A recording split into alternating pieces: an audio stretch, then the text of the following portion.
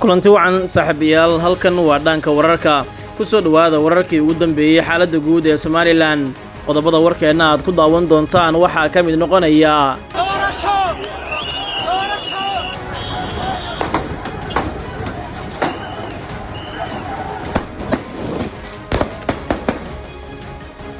rabshado ka dhacay magaalada Hargeysa dibadbaxayaashii xisbiyada mucaaradka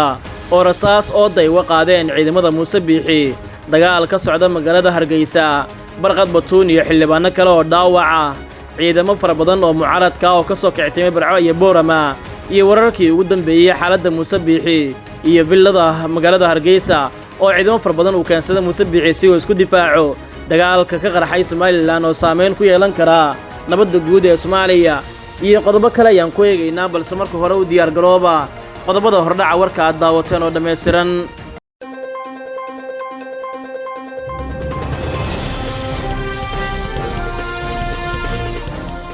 aynu ku bilownee maanta magaalada Hargeysa way qasan tahay waxaana ka qarxay colaado iyo dagaalo sokeeye kadib markii rasaas oo looga qaaday dibadbaxayaal bannaanbax ka dhigay gudaha magaalada Hargeysa xaaladda guud ee magaalada Hargeysa ee caasimadda Soomaaliland ayaa maanta kacsan waxaana ka bilowday dibadbax ballaaran oo ay dhigayaan xubnaha mucaaradka ee ka soo horjeeda xukuumadda Muuse Biixi dibadbaxa ayaa waxa hogaaminaya mas'uuliyiinta xisbiga mucaaradka xisbiyada mucaaradka ee wadani iyo cid waxaana kala qayb galay dadweynayaal kala duwan oo taageerayaal ah sidoo kale waxaa magaalada lagu arkayaa ciidamo ka tirsan kuwa booliiska Soomaaliland oo wada dhaqaaqyo ka dhan ah dibadbaxayaasha iyadoo rasaas oo looga qaaday dadkana kala burinayay wararka ayaa sheegaya in ilaa dhowr qofood oo mas'uuliyiin ay ku jiraan ay dhaawacyo soo gaareen waxaana ka mid ah xildhibaan barqad batuun Muniire Axmed Cigaal iyo sidoo kale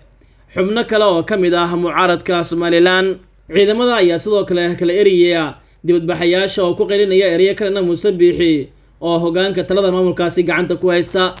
dhinaca kale ciidamada Soomaaliland ayaa xirxiray qaar ka mid ah mas'uuliyiin dibadbaxaasi ka qayb galayay waxaana ka mid ah kala xiray Cabdullaahi Maxamed Daahir Cukuse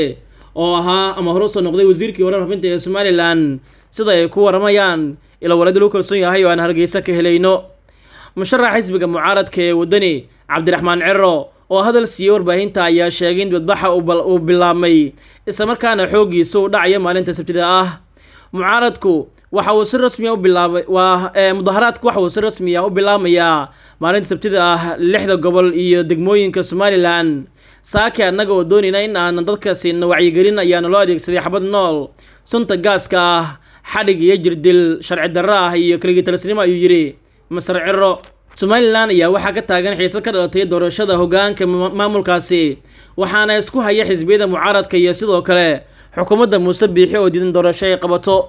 xaaladda markan way isbedelaysaa dagaalka ka soconaya ilaa iyo hadda Hargeysana waxa uu u dhaxeeyaa ciidamo taabacsan xisbiyada mucaaradka ee wadani iyo cid iyo ciidamada ammaanka ee Soomaaliland kuwaas oo la sheegay in dagaal toos ah oo ku dhex marayo gudaha magaalada Hargeysa xaafado ka tirsan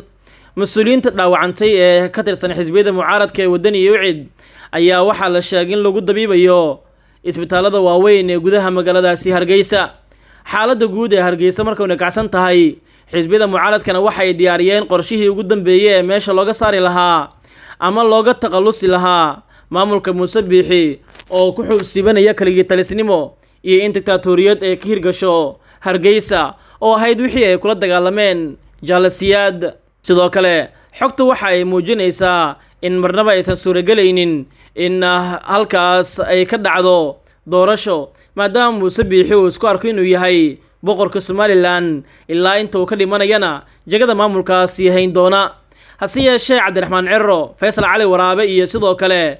gudoomiyaha xisbiga wadani ayaa la sheegay inay diyaarinayaan ciidamo fara badan oo kala yimid ama kala imaanaya magaalooyinka Burca Boorama Hargeysa iyo sidoo kale magaalooyin kale oo ku yaala gudaha maamulkaasi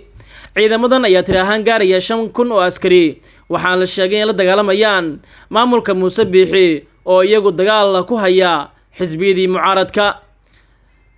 barnaamijka maanta dhacay waxa uu kacay gudoomiyaha xisbiga wadani waxaana rasaas ku furay ciidamada booliiska waxaana la sheegay inay ku dhaawacmeen mas-uuliyiin iyo shacab aad u fara badan kuwaasoo la geeyay isbitaalada Hargeysa. ciidamada booliiska ayaa xiray sidoo kale 5 xubnood oo isugu jira xildhibaano iyo siyaasiyiin ka tirsan xisbiga mucaaradka ah ee wadani. xaaladda Hargeysana waxay u muuqataa in faraha ay ka sii baxayso. dagaalo sokeeye ayaa ka qarxay Somaliland, shacabka mar kale wadnaha ay farta ku hayaan, waxaana suuragal ah in arrintan ay saameyn ku yeelato dhaqaaqyada guud iyo howlaha amni ee maamulkaas ay ku faanayeen 20kii sano ee ugu dambeysay.